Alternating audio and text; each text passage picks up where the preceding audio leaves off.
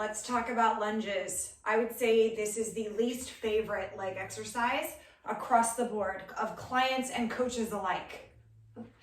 Here's some things to make your lunges more effective, and just remember they're completely worth your time because they work the entire leg and your glutes as well. So it's a bang for your buck exercise. It's also one of the reasons they're so challenging. So much muscle engagement and so much stability required, right? The first thing I always tell people when they're doing lunges, keep your feet hip width apart. What tends to happen is we have this step with the feet together, and then when you're stepping back, there's this wobbling factor. Keep your feet hip width apart, not super wide, just hip width apart to stay really balanced and stable. When our feet are under our hips, we have a lot more going for us with stability. The second thing, sometimes you just need to find your correct lunge. Maybe you're having a lot of knee pain because your knee is too far forward. To do that, you're gonna take a step back. You're gonna come all the way into a kneeling position so that both of your legs are at 90 degrees. So I've got 90 and I've got 90. My knee is stacked over my ankle. My hip is stacked over my knee. Then you tuck your back toes. Again, make sure your feet are hip width apart. Hands come on the hips or above, whatever helps you. And then you're gonna push out of the front foot. This is your perfect lunge. Oftentimes, lunges are done too narrow. Watch my front knee. All this pressure as my knee comes forward, all this leaning as my torso comes forward because my stance is too narrow. And often they're done too far back. A lot of strain through the back leg, and you might even find people leaning backwards or yourself. So you come down, find that 90-90, tuck the toes, and rise. That's your perfect lunge, okay? So feet hip width, make sure you find your perfect lunge range, and then be mindful of your torso. The lean starts to happen, right? A lot is going on in the lower body. So when you come down into your lunge, I want you to draw your shoulder blades up, back, down, and together. So you have some nice tension and strength in your upper body. And then make sure your abs, your entire core and center. So the sides of your abdominals, the front, top, bottom, all of it, lower back as well. Everything is tight like a corset. So you're very stable, lifted, and upright. And then think about your body going straight down and straight up. There's no push forward and back into a lunge. I see this as well. This sort of driving forward and then back. That's not the motion we're going for. We want to go straight down and straight up.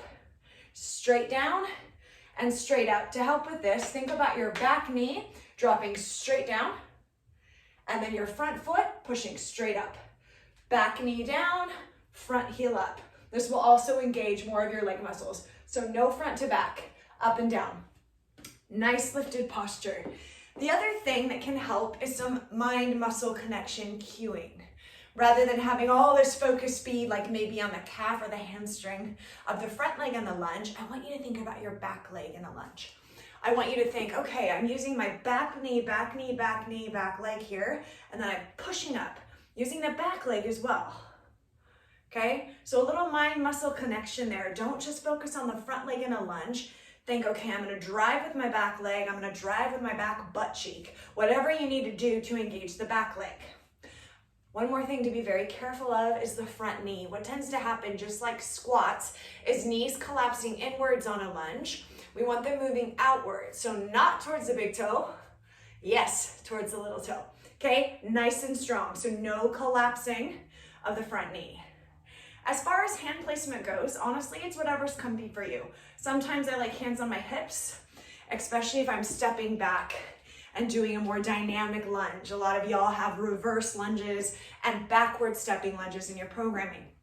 So you might be comfy with your hands on your hips. You might be comfy with your hands up to help keep your chest lifted, or even like this. If you have a lot of problems leaning forward and maintaining posture in lunges, I recommend the arms be put up in front of you like this to help keep your chest tall. Another cueing and mind-body connection exercise is to think of your hips when you're lunging. All right, so we got these hips.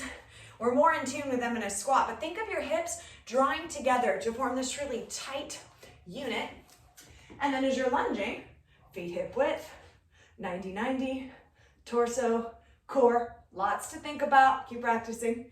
So thinking about your hips really coming together, your pelvis being really tight and secure. And last cue, you guys, squeeze your butt.